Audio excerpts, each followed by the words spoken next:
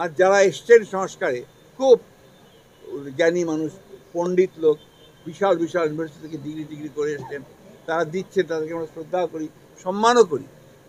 কিন্তু তারা যদি জনগণের বাইরে গিয়ে কিছু করেন, সরি টু সে, আমরা সেটাকে সমর্থন করতে পারবো না। জনগণ যেটা চাইবে আমরা সেটাই সমর্থন করব। গণতন্ত্রকে বাদ দিয়ে আপনি বহুত্ববাদ, এটা আমাদের দেশের কয়টা লোক বোঝে? আপনারাই বলেন। বহুত্ববাদ বলতে মাল্টিল্যাটারালিজম, তাই না? তো কয়টা লোক বোঝে? কয়টা লোক আপনার ইলিনয়েস ইউনিভার্সিটি থেকে পিএইচডি করে এসছে? বলেন আমাকে। সংস্কার কারা করছে? রিফর্মগুলো কারা আনছে? What connections they have got with the people? এই দেশের জনগণের সঙ্গে সম্পর্ক কাদের?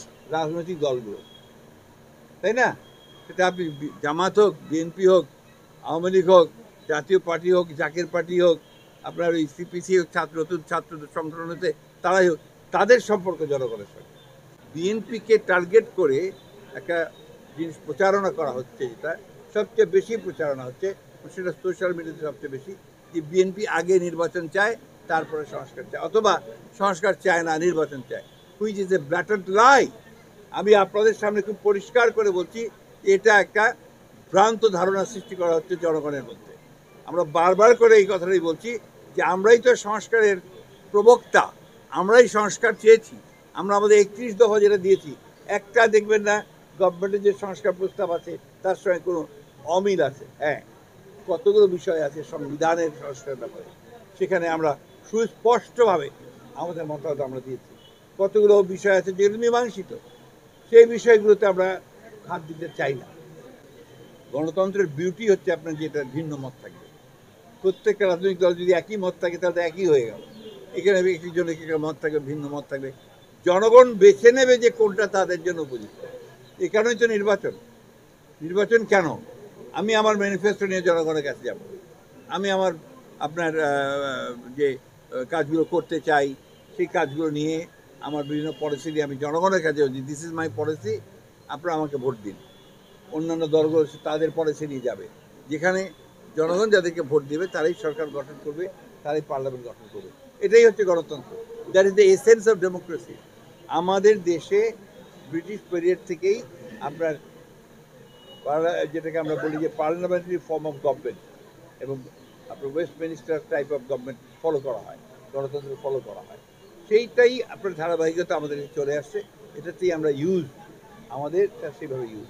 সেইখানে কিছু সংস্কার তো প্রয়োজন হবেই, সবখানেই প্রয়োজন সংস্কার হবে। সংস্কার যখন হয় তখন হবে।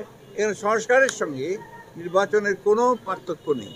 যে কথাটা আমরা বলতে চেষ্টা করি হয়তো বোঝাতে পারি না, অথবা আপনারা বোঝেন না, অথবা ইচ্ছাকৃতভাবে বোঝেন না, বাবা ইচ্ছাকৃতভাবে ভিন্নভাবে এটাকে ব্যাখ্যা করতে চান অনেকেই, আমি আপনার কথা বলছি না, সেই জায়গাগুলোই সমস্যা।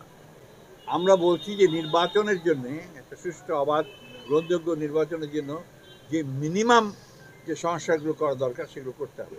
যেমন নির্বাচন ব্যবস্থা কেন্দ্রিক যে সংস্কার, অর্থাৎ নির্বাচন কমিশন, নির্বাচনের ব্যবস্থা, এটা করতে হবে। 2 নম্বর যে ল অ্যান্ড অর্ডার সিচুয়েশন, আইন শৃঙ্খলার ব্যবস্থা, এটাকে করতে হবে। 3 নম্বর যে জুডিশিয়াল রিফর্ম, এটা অবশ্যই করতে হবে। এই তিনটা একেবারে মাস্ট। সরকার 6টা রিফর্ম কমিশন করেছে, এই 6টা রিফর্মের মধ্যে সবচেয়ে বেসিক ইম্পর্টেন্ট রিফর্ম হচ্ছে এই তিনটা। এই তিনটা আমরা করতে বলেছি, এবং ইতিমধ্যে আপনারা নিশ্চয়ই জানেন যে সরকারের প্রত্যেকটা নির্বাচন রিফর্ম আপনার কমিশনের প্রস্তাব, অর্থাৎ আপনার এই যে সংস্কারের প্রস্তাবগুলোর বিষয়ে আমরা কিন্তু প্রত্যেকটা ক্লজ বাই ক্লজ তাদের জবাব দিয়েছি এবং সেগুলো উত্তর দিয়েছে এবং তাদেরকে অনুরোধ করেছি যে এই বিষয়ে আমরা কথা বলতে চাই, সেই বিষয়ে তারা কথা। সরকার সিদ্ধান্ত নিয়েছে যে তারা এই বিষয়গুলো নিয়ে রাজনৈতিক দলগুলোর সঙ্গে কথা বলবে। সেই কথা বললে তখন সেটা হবে। কিন্তু আমরা যে জিনিসটার উপর জোর দিচ্ছি, যে জিনিসটা বুঝতে অনেকেই অক্ষম হচ্ছে, যেমন আপনি অক্ষম হয়েছেন, আমরা কখনোই কথা বলিনি। প্লিজ লিসেন, আমরা কখনোই এই কথা বলিনি যে আগে নির্বাচন তারপরে সংস্কার। এটা যদি কেউ বলে থাকে, একটা ভুল ব্যাখ্যা দেওয়া হচ্ছে, জনগণকে বিভ্রান্ত করা হচ্ছে। আমরা বলছি যে নির্বাচন সুষ্ঠু অবাধ নিরপেক্ষ নির্বাচনের জন্য ন্যূনতম যে সংস্কারগুলো করা দরকার সেটা করতে হবে।